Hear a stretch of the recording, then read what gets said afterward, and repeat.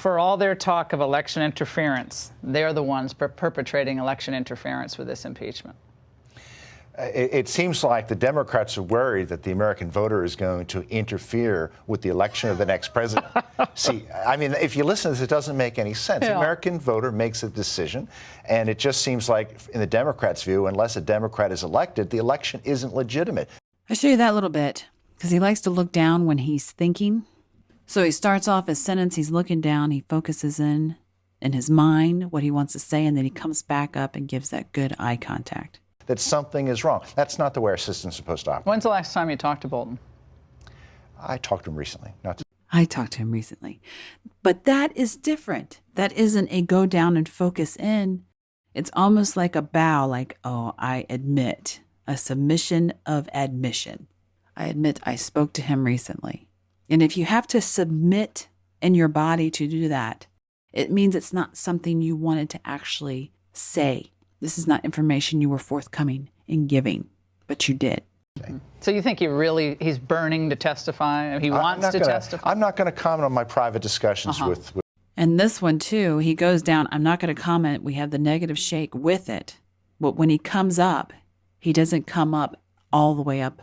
He's still angled down, so he's withdrawn from having this conversation. It would lend credence that whatever was in this conversation, because he didn't bring his head up high, that it was not a very good conversation in the subject area where they're at, which is impeachment and information out.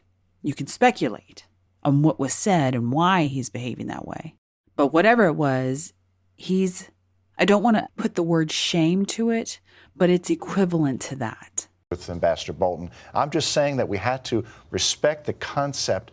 I'm just saying then he goes right back to the normal, but he doesn't, after this, bring his head back up in this conversation.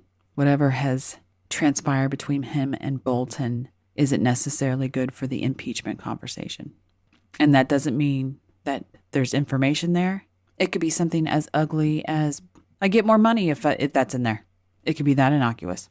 Who knows?